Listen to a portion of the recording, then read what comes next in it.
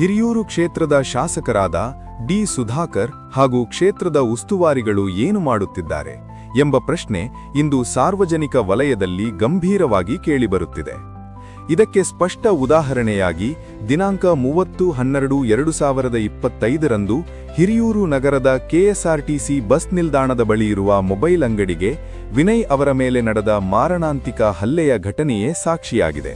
ಹಿರಿಯೂರು ನಗರ ಠಾಣೆಯಲ್ಲಿ ಸಿಪಿಐ ಹುದ್ದೆಗೆ ಶಾಶ್ವತ ಅಧಿಕಾರಿ ನೇಮಕವಾಗದೇ ಇರುವುದರಿಂದ ನಗರದಲ್ಲಿ ಪುಂಡಾಟಿಕೆ, ರೌಡಿಸಂ ಹಾಗೂ ಅಪರಾಧ ಚಟುವಟಿಕೆಗಳು ದಿನೇ ದಿನೇ ಹೆಚ್ಚುತ್ತಿದ್ದು, ಇದರಿಂದ ಸಮಾಜದ ಶಾಂತಿ ಮತ್ತು ಸುವ್ಯವಸ್ಥೆ ಸಂಪೂರ್ಣವಾಗಿ ಹದಗೆಟ್ಟಿದೆ ಎಂಬುದು ಸ್ಪಷ್ಟವಾಗಿ ಕಾಣಿಸುತ್ತಿದೆ.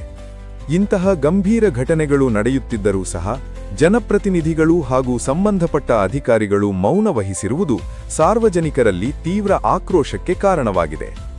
ಈ ಹಿನ್ನೆಲೆಯಲ್ಲಿ ತಕ್ಷಣ ಕ್ರಮ ಕೈಗೊಳ್ಳಬೇಕು, ತಪ್ಪಿತಸ್ಥರ ವಿರುದ್ಧ ಕಠಿಣ ಕಾನೂನು ಕ್ರಮ ಜರುಗಿಸಬೇಕು ಮತ್ತು ನಗರದಲ್ಲಿ ಶಾಂತಿ ಕಾಪಾಡಬೇಕು ಎಂದು ಸಾರ್ವಜನಿಕರ ಕೂಗು. ನಾವು ಏನು ಮಾತಾಡಕ್ ಹೋಗಿಲ್ಲ.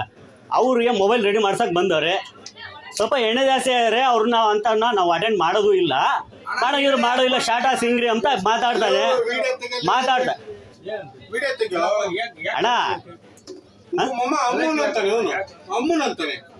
ಅಣ್ಣ ಕಸ್ಟಮರ್ನ ಯಾರು ಹಂಗೆ ಮಾತಾಡಲ್ಲ.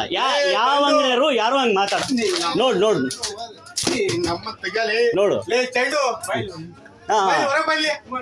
ಅಲ್ಲ ಇರ್ಲಿ, ಯಾಕೆ ಹಿಂಗೆ? ನಾವು ತಪ್ಪು ಮಾಡಿದ್ರೆ ಬೇಕಾದ್ರೆ ಮಾತಾಡೋಣ ಅಣ್ಣ. ಅಲ್ಲಿ ಮೊಬೈಲ್ಗಳಿದಾವೆ. ನಾವು ಕಸ್ಟಮರ್ನ ನಾವೆಂದೂ ಯಾರು ಅಲ್ಲ ಒಳಗ್ ಬಂದು ಏನ್ ಮಾಡ್ತೀಯಣ್ಣ? ಹೊಡಿತೀಯಣ್ಣ ನೀನು? ಹೊಡಿತಾ ಇದೀಯಾ? ಸರ್ ಬಂದಂಗೆ ಎಸಿತಾ ಇದೀಯಾ? ಐಟಮು ಮಾಡಲ್ಲಣ್ಣ. ಅಮ್ಮನಂತ ಅಲ್ಲಲ್ಲ, ಅದನ್ನ ನಾವು ಮಾತಾಡಿಲ್ಲಣ್ಣ. ಯಾರನ್ನ ಎಂದನ ಮಾತಾಡಿದೀವ? ಹಂಗೆಲ್ಲ ಮಾತಾಡ್ತೀವ ಯಾರ? ಅಣ್ಣ ಎಣ್ಣೆ ಹೊಡೆದಿದ್ದಾರೆ, ಬಾಯಿಗೆ ಬಂದಂಗೆ ಮಾತಾಡ್ತಾ ಇದ್ದಾರೆ. ಆಯ್ತಣ್ಣ, ನಾವು ಅಮ್ಮನ ಅಂತ ನಾವ್ ಏನಕ್ಕೆ ಅನ್ನನ? ಯಾರನ್ನ ಕಸ್ಟಮರ್ ಇನ್ನೊಂದ್ಸಲ ಯಾರಾದ್ರೂ ಬರ್ತಾರಾ? ಕ್ಯಾಮ್ರಾ ಐತೆ, ನೀನೇನ್ ತಲೆ ಕೆಡಿಸ್ಕೋಬೇಡ. ಸರಿ, ನಾವ್ ಏನಕ್ಕೆ ಕೆಟ್ಟ ಮಾತಾಡೋಣ ಹೇಳ್ರಿ? ನಾವು ಉದ್ದೇಶಪೂರ್ವಕ ಇವ್ರನ್ನೇನು ಗಲಾಟೆ ಮಾಡ್ಬೇಕು ಅನ್ನೋದು ಏನಾದ್ರು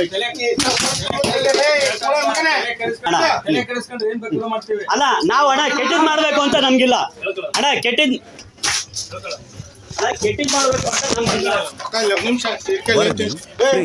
ಸೀಟೋನ್ ನ್ಯೂಸ್ ಸದಾ ನಿಮ್ಮ ಜೊತೆ. ನಿಮ್ಮ ಬೆಂಬಲ ನಮ್ಮೊಂದಿಗಿರಲಿ.